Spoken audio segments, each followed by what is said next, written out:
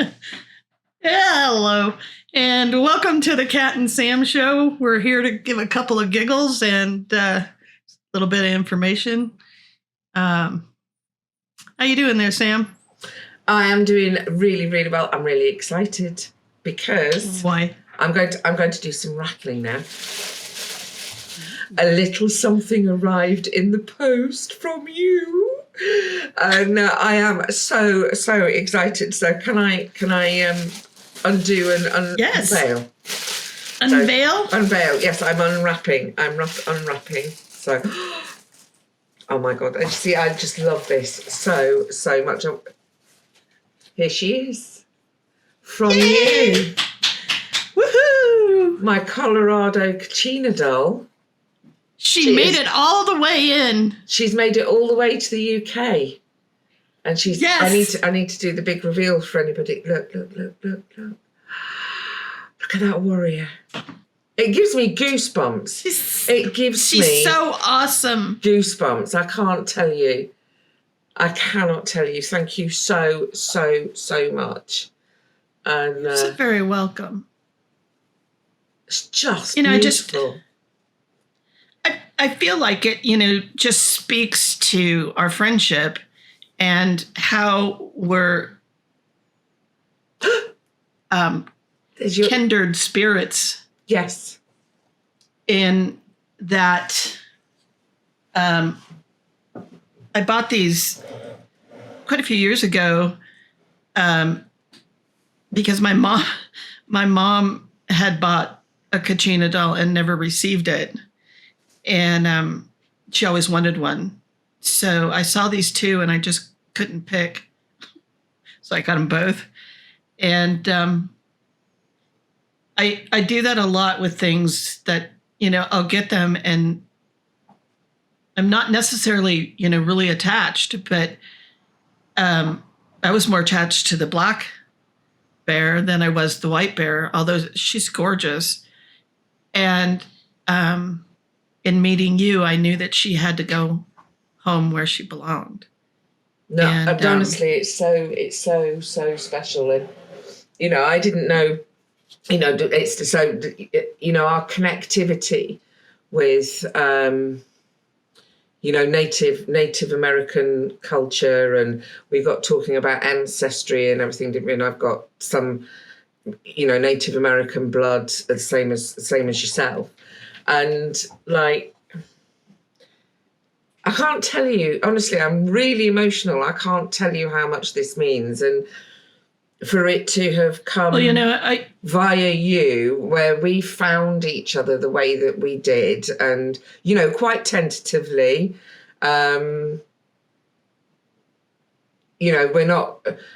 of us were sort of huge social media. I mean, you obviously with so I followed you on the war at home, if only somebody knew, and that already spoke to me, and I didn't expect us to be, for our connection to go this far, and for us to be sat here like this, and to feel that kindred spirit on so many levels, and not just around domestic abuse and survivorship and, our activism and things like that, but as human beings, as women, as mothers, as just as us, and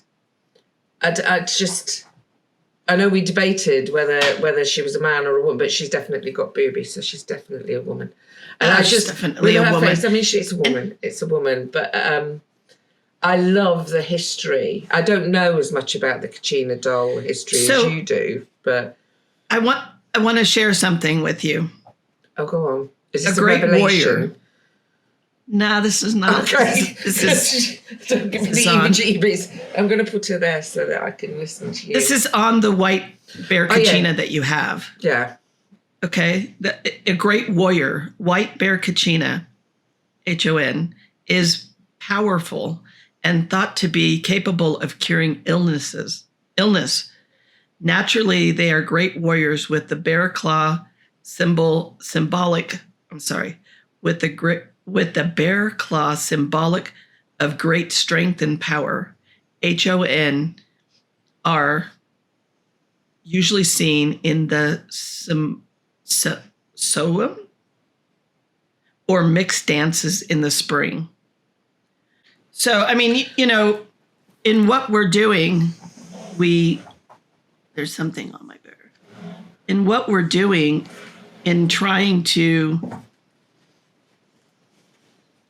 make a connection with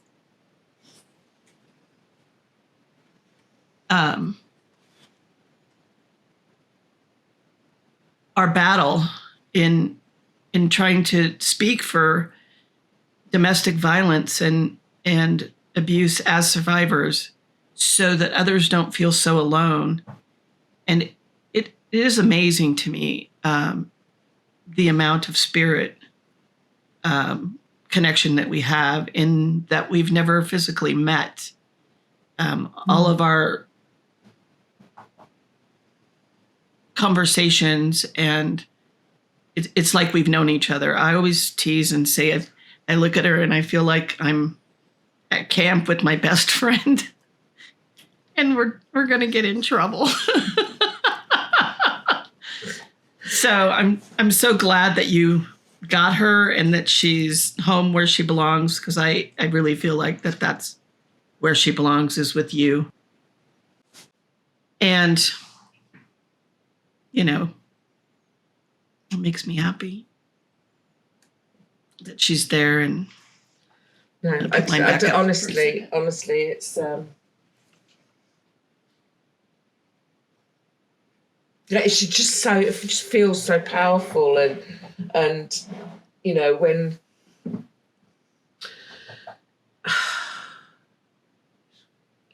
we both know, and people know, and it's not us just saying our voices, but allowing other voices, like Bethany and other people coming to the table, and not just women either, and about coming out of that isolation, if you're lucky enough to do so. And it's one of the first things that is just so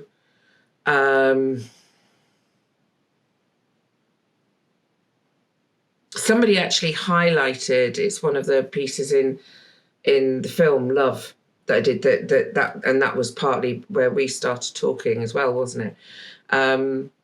But said about I think the cage door is open. You've been caged and you step out into the world, and you've no idea what you're going to be met with, especially if you come out as a victim, survivor of domestic abuse. It's not, it's got all the shame and everything that's attached to it, and people sometimes are sort of dismissive, like we've talked about often, why didn't you just leave? So to find, what I started finding was that, and I think this is one of the biggest things that we as a group can do for each other, is as people who do manage to come out and they find their feet, and they don't all have to advocate or act, be active, but we are this huge tribe, and I just really, and it is a tribe, and I really feel that, and it's global, and it's not just women who are, and the I don't know, just the love and the care that we can all offer to and find in each other. And it's just really it's having had a heart that's when your heart and soul's been literally ripped apart and stamped on and brutalized, along with your mind, your spirit, your finances, your health and everything else. Learning that it's okay and safe to love again, and like meeting you and others, but our connection and things like that. That's why it's so emotional. It's kind of opening up those feelings again, that actually it is safe to love and care for another human being, and holding space for each other. And I just hope that's what we can bring with this channel, is for people to feel that, and that connectivity all around the world. You know, the people that you speak to, the people that I speak to, and then we bring that together, and then they all join up, and it's community. It's just beautiful. And that's what she, I haven't got a name for her yet, actually. I don't know if you do name them, but that's what she represents to me. And I just thank you. Thank you for being you. Welcome. Well, thank you for being you. I think, you know, in Kachina, I'm going to tell you a little bit about Kachinas, just going to read it. Kachinas are holy spirits that live among the San Francisco peaks in Arizona and other sacred mountains in the Southwest.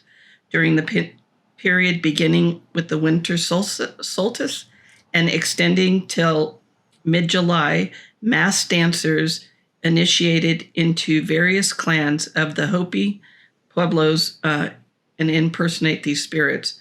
Men portray both male and female spirits, and when an initiate wears the mask of his kachina, he becomes the spirit personified. During open dances, the kachinas dance in the plaza or from kiva to kiva, I hope I'm pronouncing that correctly, distributing the kachina dolls, toy bows, rattles, fruit, and sweets to the children between dances. Kachina dolls have long been a tradition among the Hopi tribes. They also have spirit significance for the Navajo and the commonly crafted by Navajo artists. So, you know, I think it's interesting that that was sent to you during the winter solstice. Yes. Coming into spring, we're literally coming. Somebody gave me, you know, a lovely the first daffodils of the season. You know, and they're just, you know, they're lovely. So, you know, I do think these things happen for a reason. You know, and their timing, and I think the timing that we met, and well, survivors know each other, and they, you know, and I also think, you know, the kachinas are dolls for children of tribes, and you know that's one element of domestic violence that isn't talked about a lot, is children, and how they're kind of the silent victims in all of this. So, and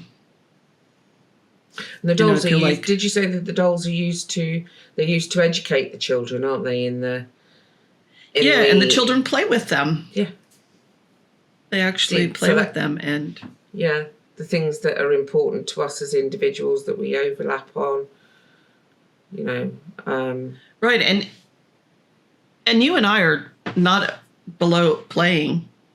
No, we're not. Which we can get into trouble for, can't we? Right. But, you know, right. But, you know, to me, it's amazing to be, start a page in 2014, and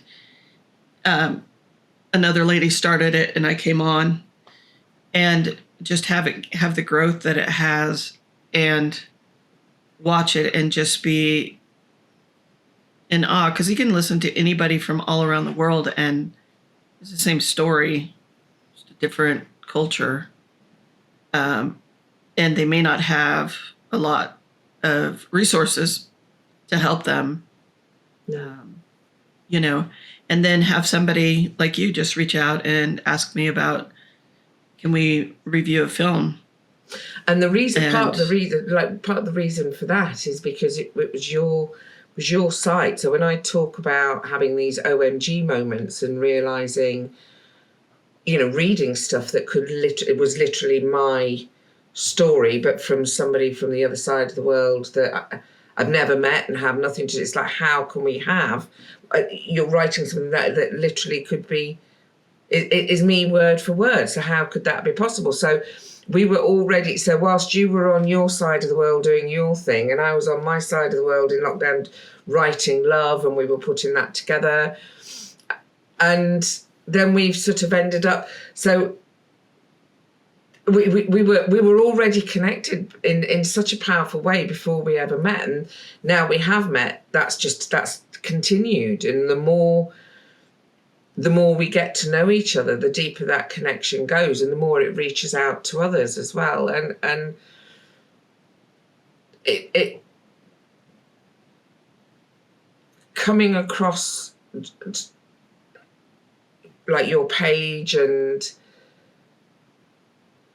sort of seeing what it does for other people as well, it's really inspiring, Well, the interesting thing too is I probably bought these in 2020, and I was very sick in 2020, and you were writing a movie in 2020, and people were suffering all over the world in isolation, and counts were going up, statistics were going up about domestic violence and children being stuck at home and not being able to have that freedom of being at school and not tackled down by their parents or caregivers. And not being able to get away from it in the home, or so many, a lot of children, the school is their safe place. So a lot of people, their work is their safe place. Right. COVID and the lockdowns and everything being used as an excuse for some of the murders and horrific physical violences, and they are just an excuse. COVID didn't turn us all into killers. And I didn't set out and sort of like think, I'm in lockdown, I know what am I going to do? I'll write a movie. It kind of just sort of happened, and all of this stuff came together. And like Simon Golding, who's one of the producers on it, and I've known him for years and years, and he's a screenwriter, and he was like, Sammy, you have to write this. And I'm like, well,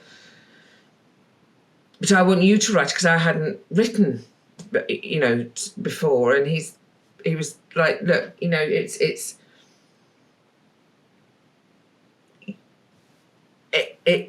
coming from you is what matters, because it was the story, and I knew in my head. I wanted it to be millions of voices. It's not just my story. It's not just one woman's experience. It's not even only a woman's experience.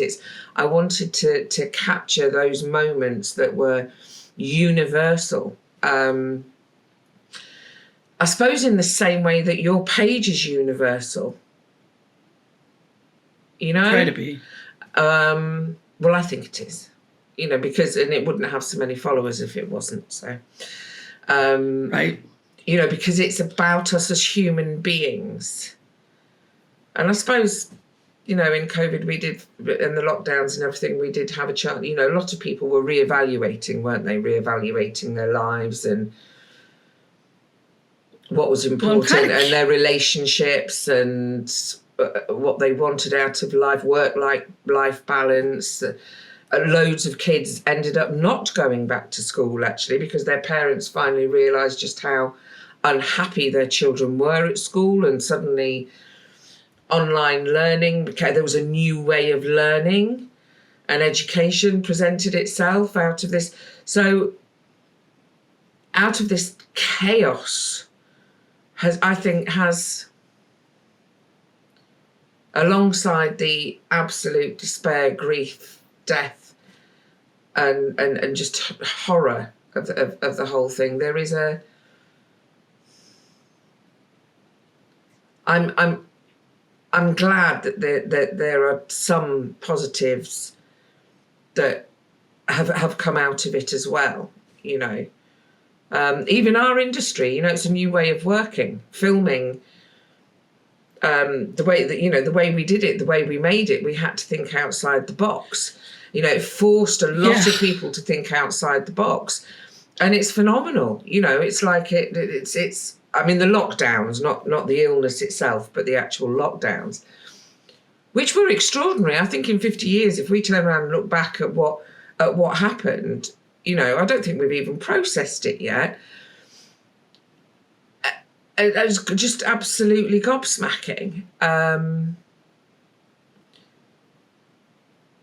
well, to me, you know, the question that I wanted to ask is kind of off topic a little bit, but the question I wanted to ask you is how, you know, how was isolation for you in the relationship comparative to out of the relationship in 2020? Well, and did you know? Well, this is quite interesting, you see, because so when we went back into isolation as a world, for me and my son, it wasn't a shock to us. In fact, my son was helping his friends cope with it, you know. So there was a kind of a strange. We had been out of the isolation. So on the one hand, it was like, oh my God, we've got to go back in, not liking this very much. But at the same time, it wasn't as alien to us as it was to a lot of other people. The difference... That's an interesting take. The difference is that, and it was like, well, we have experience of this. So let's it wasn't a shock to our system. It wasn't anything we didn't know how to handle. We were used to it. You know, we'd experienced it for a long time. So, but the difference. It's a really interesting question, actually, because I haven't even thought of it. But the difference is, bizarrely, given it was COVID, was that we were safe. This was isolation that was for safety, whereas the other one was isolation and it kept us in danger, kept me in danger, kept, you know, and it was the isolation was hidden, and there was nobody else was. So whereas the isolation in relationships, in these abusive relationships, you're out of sync with the rest of the world. Nobody else is in isolation, but there was this kind of like, well, everybody's in it now. Everybody's the same as us. So there was a kind of this. It was quite odd. It was quite an odd sensation, especially as we weren't in the relation. You know, I wasn't in the relationship anymore, so we weren't in that scenario together anymore. But at the same time, so even though it was two outside forces forcing us into isolation, for us in particular, the COVID isolation was a lot easier to handle. A lot easier. I can see why you're making, or you know, what's driving you to make that conclusion about. I mean, I never thought of it the way you're putting it together, but I like the way that you're putting it together. Well, put it this way: we weren't locked in with COVID, with everybody else thinking COVID didn't exist or not. Do you know what I mean? It's like if you're thinking about an abuser like a virus. You know, you're locked in with them. They're life-threatening. They make you ill. They cost you everything. But the difference with them in this relationship is everybody else thinks there's no danger. Like, as far as everybody else is concerned, the virus doesn't exist, or it's harmless, or it's all in your head and you're making it up and you're just, it's all just psychosomatic illness.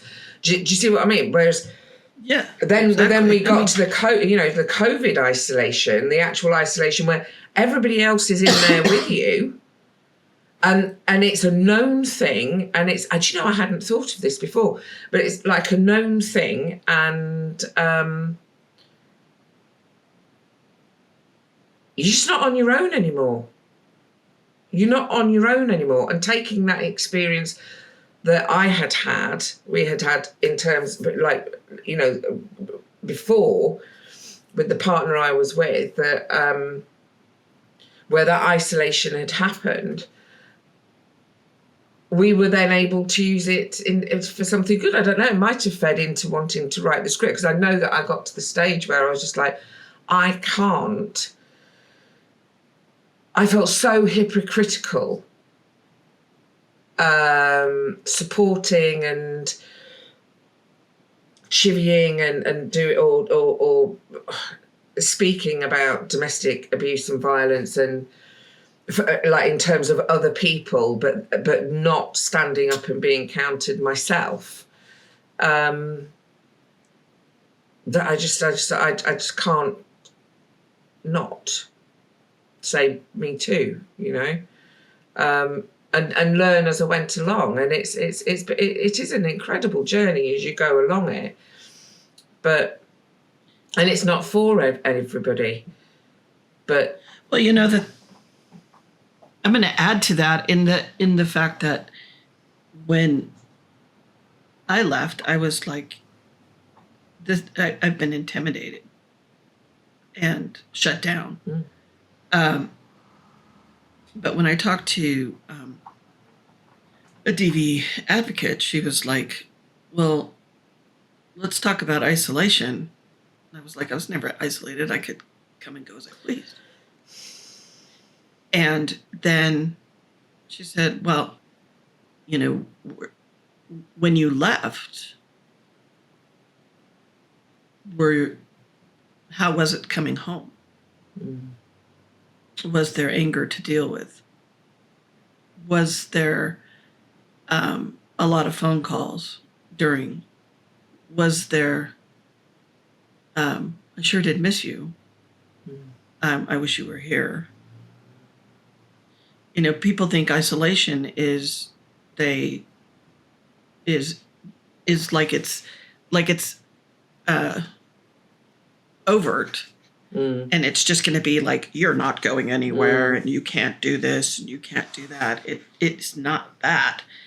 It's done in a way that you believe that you're making the decision for not doing the behavior or whatever it is that you want to do, because you don't want to have to deal with the rest of it, and you don't realize that it is manipulation. You just figure it's the way these people are made up. And you don't realize how they weaponize, either. Right. And then for me, then coming out of it, I was mad. It's shocking to the system, isn't it? So poor. I was really, really angry about it. And me coming out of isolation would have been, why aren't people talking about it? Why do I have to sit here and listen to other people and it's not being discussed? It's like a huge problem. And I didn't know what it was. I helped somebody out of it, probably a good 25 years before I helped myself out of it. And she went to a safe house and everything, and it still didn't click. And I just don't think that people understand. And that's what's infuriating to me, is that people don't understand, and that they say things that are just totally off the wall about, and I think your film does a great job in expressing a lot of those biases that you run into in how didn't you know, or, you know. Also, I think the questions that we ask ourselves, you know, I don't know how many times I've heard, you know, people who are leading domestic abuse policies, GPs, social workers, people who work in the DA world, they themselves get caught out. You know, they're helping others, they're trained, they know, but they still get caught out because these people, the abusers, are clever. They're in the sense of, like, you know, they're clever, not as in they're really intelligent always, but you don't know what you don't know. No, and you know, I think you go through the process, don't you? So you come out and it feels just like you're completely raw, rip raw. It's like every wound is just open to the sea air, you know. So, but as you get, and I think it's a natural grieving process as well, where, because I think that's the other thing that people don't understand. You've got a hell of a lot to grieve. The future faking, the you know, not just like the immediate, but of trying to figure out what the hell has just happened to you, you know, and you're still in survival mode for a long time, and that's so heightened, you know, literal life survival mode as well, not just down to the physical violence. It's interesting when you're talking about the subtleties. So one of the ways I'm another big part of my background is Irish. So, you know, there was always food on the table, doors always open for anybody in my house. I've had my own home since I was, you know, early 20s. Even if I wasn't there, you know, beds are made up, but certainly, you know, food. And there's a friend, one of my oldest friends from school, and she was in my area. It's sort of like halfway, you know, from the other side of the country, with a friend of hers. She rang me up and said, "Oh, Sammy, are you in? You know, can we pop in for a cup of tea?" And she didn't tell me until after I'd left. But they were on their way, and he said, "Oh, should we get some lunch?" She said, No, don't worry about it. She said, "We're going to Sammy's. She'll just feed us anyway. So if we eat now, and she won't take no for an answer. And if we eat now, we'll just be sick."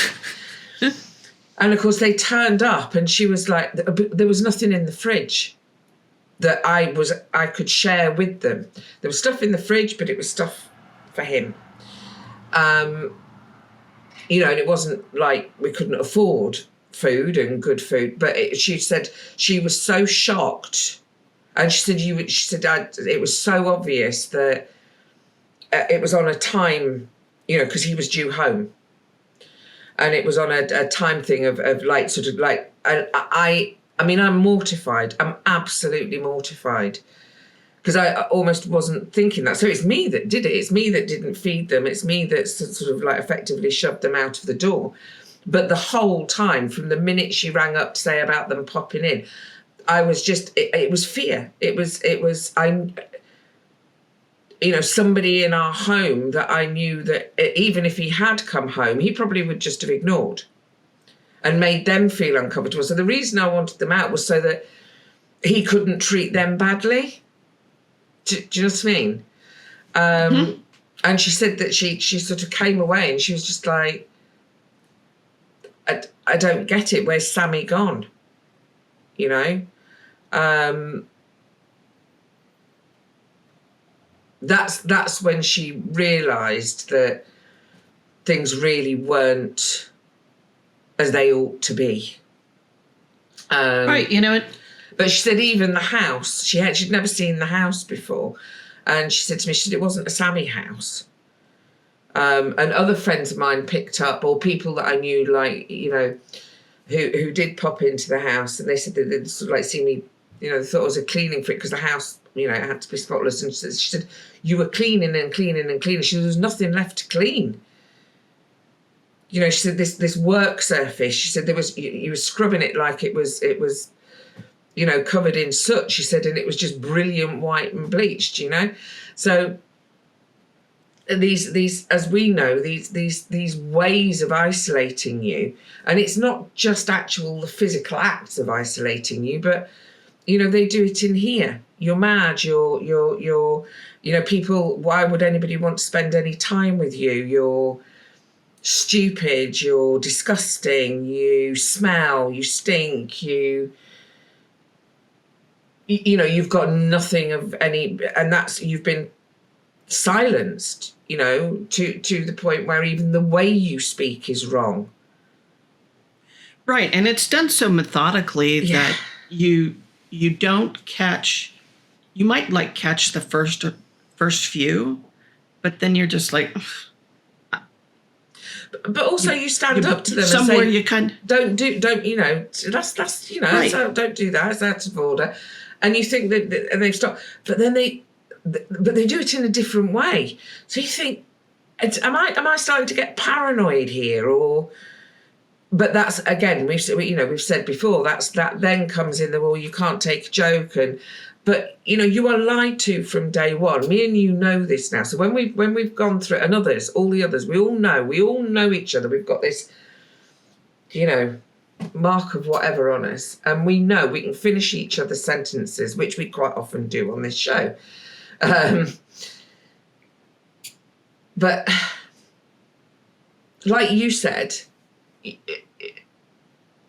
this thing of, I was same as you. Anybody had, a couple of friends of mine who had experienced what I now know is termed, domestic abuse which I now know is termed domestic abuse, coercive control, domestic violence. And I reacted to it at the time of, in the sense of, this is wrong, get away, all the rest of it. I didn't have the names for it, but I knew what it was, and yet I still got caught out. And that, and I'd take no truck from anybody. There was one, she was in another country. I was all set for going and getting her. Luckily she came home, but I mean, I'd have gone. I was ready. I'm off. That's exactly what I did, and I did it for quite a few. But I did not have the understanding, and I think in listening to you, one of the things that's bothering me is that there's shaming done and belittling to ourselves by ourselves, in that we can't stand up, or that we weren't able to stand up, or that we weren't able to feed our friends, or that we weren't able to act the way that we normally would act. And that really does fall at the feet of the abuser. Yeah. Because it's not our responsibility for not knowing. When somebody is methodically going through and trying to deliberately hurt you and take away your spirit and who you are, that is not love. That is anything but love. And, I think it irritates me because it's not about self responsibility. It's about caring for one another. I hope that makes sense, because I know it does. I know exactly what you mean. I would question myself and sort of think, well, I know that this shame and guilt belongs with him, but is that me not taking self-responsibility for my own part in it and everything? And how could I have not, rattling around in my brain for ages? And it's actually, no, I would no more know how. So it's not just about the not know. What they're doing is wrong. What is not graspable initially, until you've got time to draw breath, is that it's a war zone, is that it's terrorism. It's all of these things that, and I don't use those words lightly. And actually, interestingly, today, it's going to be my one little informational piece. In New South Wales, they've actually implemented the same court orders that they do for terrorism, and had a massive sweep of all the domestic abuse and domestic violence perpetrators that they know are out there. The courts have backed them. This is completely unprecedented anywhere, and they've awesome. employed the same tactics that they do for terrorism, for domestic violence, because they've come to the understanding and the realization that this is the level of intervention that is needed because it's out of control. It's just ridiculous, and we've got men being left off. I mean, there's a footballer over here today who's been all charges dropped, and there is a recording of him raping her, and they've let him off. They've dropped the charges. How which is out on the internet. How much more evidence do you need? So on the one hand, globally, you've got things like in our country where people are being let off left, right, and centre, and then these some incredible steps forward, and hopefully at some point we'll get to an equilibrium where all of us are moving together. And no, it's not love, and that is the thing. Valentine's Day or it's not love coming up. It's not love. It's sold as it. It's from day one they target you, and I would no more know how to. If somebody dropped me in the middle of Afghanistan or the Ukraine, other than survival, I would no more know what to do because I hadn't experienced it before, and I'm not trained in it, and it wasn't something that I expected to have in my life because I thought I had made all the necessary changes and learnings and everything that I needed in order to stay safe. But we do every day as a woman. We do that, from how we walk home to the kinds of questions that we ask in the beginning, and the little sort of checks we do around any red flags and stuff. We all do it. But these people are off the scale. They're practiced. They're knowledgeable. They target. They know what they're doing, and they, some of them really, really enjoy it. And well, I mean, it's it's nothing more than a con. Yeah. And we don't shame victims that have been conned. No. Well, at least I hope we don't. I'm sure there are people out there that do. But I think, that for a target, the thing that we need is a full, good understanding of who we are as a self, and because that's stripped down from us. And also our gut in who we trust, because that's taken away as well. And, I kind of feel like, it's like we have a big wound, and it's not our fault. We need help in healing it. And I think that is different than somebody that is calculating and figuring out how they can hurt somebody from one end to another. Their care of, or their journey in, because it's on a varying scale, right? Because we have traits and then we have the actual disorders concerning narcissistic abuse and abusers in general. And so I think if they can choose not to do something, or they can, let me put it this way, if they can choose to do something in order to gain whatever it is that they can gain, then they can choose not to do it. Yeah. And it's that simple. Mm-hmm. I think that is the thing. It's not presented that simple, but it is that simple. And I think that is the thing. And this is an abuser's tactic, is to, overcomplicate, word salad, deflect, move the goalposts and stuff. Actually, it's really simple when you get to, and it's that was one of the things that, your page, but sort of other research that I'd done and looking at laws and speaking to people face to face and courses that I'd done and everything, was actually, this is really straightforward. It's a choice, and it's a choice that they make. So, it doesn't matter how damaged you are in your childhood. Most people don't go on then to abuse if they were abused as children. They go the opposite way, especially if they have children of their own. There's nothing automatic about it. It is about a choice.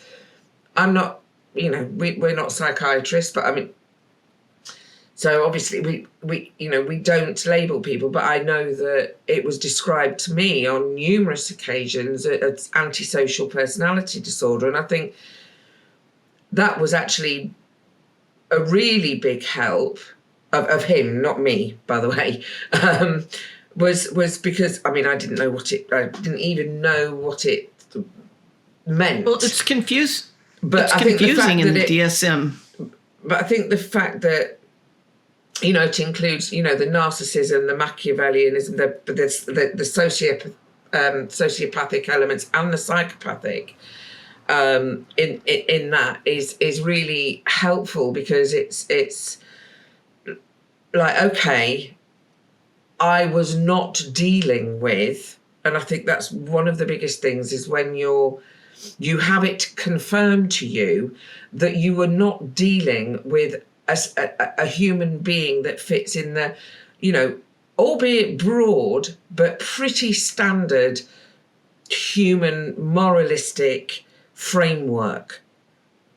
Abusers are outside of that framework, but they're able to operate within it without us doing something as simple as saying, these people exist, these are what they're like, this is how they operate, this is how they catch people out, and this is what you've got to be prepared for. Doesn't mean you have to stop living your life, doesn't mean you can't love again, doesn't mean that you can't heal from it. You'll never heal, you'll always be scarred. I feel like, somebody said it's like death by 1,000 cuts. And it is. And that leaves its scars, but I think it's about us acknowledging that they are a part of our society. Well, I think, it comes... and a big part. It comes in language. It comes in language, too, People get stuck on, like, what the DSM stands, and it is DSM stands for, and it does help. It helps to see the words in there, and it helps to see the traits and that kind of thing. It's not really presented in a layman's term. No. In some realms, and that I don't think that's helpful. I think that could be a little bit more broadly done, to where people could understand it better. And I think, that's only going to come with talking. It's like us sitting here talking, and you talking about the isolation and me talking about the isolation and how we see it differently, and we speak, not differently, but express it differently, but it's the same. Yeah. The root of it, the nub of it is the same thing. It's just the detail around it, or the whatever might be a bit different, but the nub of it, the absolute root. And it's why I'm absolutely convinced that coercive and controlling behaviour is the absolute beating heart of all abuse, actually. Child abuse, all of it. Well, it's like when you and I talked, and I was talking about the man that would bump into people, that was an antisocial, and would bump into people, women. And the first one that said she was sorry was a good target. It's that simple. Yeah. And it seems like, is it really that simple?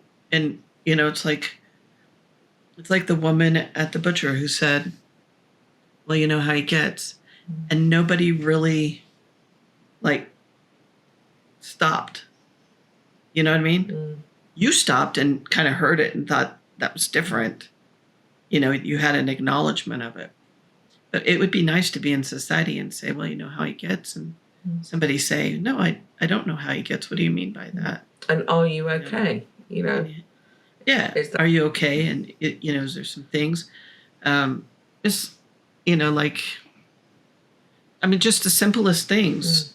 But you see, that is love on every level. That is love and care, whether it's, you know, your butcher. It doesn't have to be the pink, fluffy teddy bears and red roses. That's, you know, it's about us asking. I suppose it is, and that is one of the questions about asking ourselves as a society is what do we think love is these days? You know, our kids are growing up on hardcore pornography. You've got young kids having their first kiss where they think what they're supposed to do is strangle the other, you know, the girl during their first ever kiss. Their first kiss. Right. What are we doing? What are we playing at? You know? You know, I come back. I don't know about yours, but I mean, you know, I can remember saying to him, "This isn't love. What you're talking about, the things you're talking about, isn't love. Because love doesn't hurt. Love doesn't destroy. Love doesn't kill people. It doesn't break them. It doesn't rip them apart." You know, and maybe it's time we reclaimed love properly and, you know, stop it being weaponized by these people. And, yeah, you know, I mean, that's what I feel like, you know, this is what I feel like from its original roots of how it's been utilized. It's out of love to teach our children. It's out of love for nature. It's out of love for our world and each other. Well, and interestingly enough, the White Bear doll, as I read at the very beginning, was about illness, and this is an illness. And you kind of got that clear, you know, that. Well, in what you were talking with earlier, and about the virus. Wow. Yes. as the same, and it's about illness, and if it's not discussed, how does it heal? Yeah.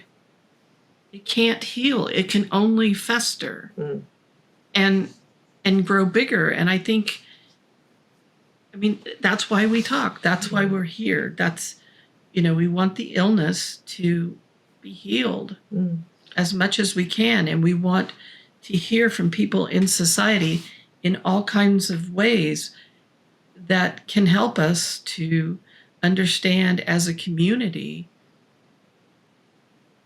what it is, instead of being isolated and on our own. The DV community offers and has offered a lot of support and a lot of research, but they're still kept, you know, on a low side. Not anymore. And it's weird. Right, exactly. You know, we are rising. We are a tribe rising, and you know, it is about you know, any wound, you've got to clean out that festering. You know, you've got to let the air at it. You've got to keep it clean. Got to keep it free. And it also takes time. You know, and it like. So there's a responsibility towards keeping that wound clean and free, but at the same time, it's people need their time, in their own time, to heal, and heal they will. Right, and I think, you know, understanding that it's culture, it's society, it's religious, it's spiritual, it's psychological, it's mental, it's a virus, emotional, it's it's multifaceted. It's not like this. Ah, and the door opens and she walks out of the room and into her new life without any other bullshit. It doesn't happen. Only in Hollywood does it happen. Yeah. And even then it doesn't happen. We're going to have another video coming out soon with you, me, and Bethany. Yeah. Bethany wants to talk about Hollywood and how Hollywood has presented domestic violence and abuse to the world, and how that's different than, say, your film, and how helpful it's not in a lot of ways. Because people are shocked that the Love film isn't. On the one hand, it was really deliberate to make it mainstream, so it looks like you're going to be watching, standard sort of Hollywood, high production, beautiful music, beautiful images, and all of that still there. It was really important that it was going to be it's mainstream. It's absolutely mainstream. Yet at the same time, it's not anything like you would expect. So it isn't actors acting out scenarios. It's not. There's not a fist thrown. The violence, it's a multi-sensory, sensorial experience. It's a film that's an experience, I think. Well, that's what we were hoping and trying to achieve, but that's accessible, and that leaves you with the room to process what you've watched and go, oh my God, and take that information forward, and for it to be a positive and uplifting experience whilst you've been taken through this horror at the same time. And I don't know quite how we did it, but it seems like we've got as close to what we were hoping to achieve, and it really is impacting people, and it's still going forwards. And there's going to be lots of news about this that I'll share with you later when it's all confirmed, but in terms of actually making change, tangible change, which will just be brilliant. The other part of that too is that the care that you and the other filmmakers that were involved in that film took in taking care of survivors and targets in the music that let them know that this was going to be okay to listen to, and to, at the beginning, it's just all of it was just like being calm, and then coming in, and then having the talk, and the discussion, and the actors, and the film, and all put together just to bring the story of what coercive control and abuse looks like. And it didn't even cover so many facets of it. No, I couldn't. I mean, we couldn't. We'd have had a movie that was 8 hours long, So what we picked was the most common. It was the most common scenario, like tactics and methods.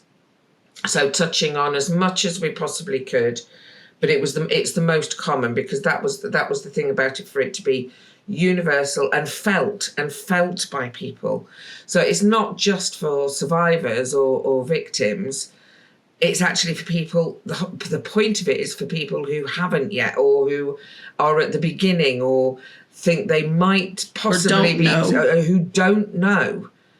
But it's for the people who will never ever come across it as well, for whatever reason. And it's also for people who may go, oh, I act that way. Yes. I behave that way. Because that happens I behave as well. that way? Or do I, or have I seen that in my friend, or my brother, or my sister or and have I ignored Or in that, myself. or in myself, but have I ignored that because, we do know that abusers, they very rarely, I think it's a rare one that sort of looks to their own behaviour and goes, oh, I know we differ slightly in this in our experiences, but it is a rare beast. Generally, it's accepted that they don't self-reflect, they don't acknowledge, and they feel that it's everybody else's fault and everybody else has to change and not them. So they're very into their victimhood. That's truly that NPD. That's why it's a scale. But at the same time, we are going to have somebody on that's going to talk about personality disorders, so that's going to be fun. In exactly what you're saying, I don't disagree with you. I just think that some don't have emotional regulation. It really is a sliding scale, and it isn't anything that I have an education about, except for experience. I understand it from experience, and as do you. We're gonna drive this one out, and Sam's gonna do some playing. I am. All right. My playing. Okay. Some playing and some praying. She feels so tactile and so beautiful. Rawr. We're going to take on the world. Absolutely. Absolutely. All right, love. All right, we'll see you on the other side. See you on the other side. Now, if you like our content, please comment, like, subscribe, share, and if you want to see some more, you have to hit that bell down there below. So you can check us out on Patreon or on your favourite podcast servers, providers, whatever. So we would like to see you there if you'd like to see us.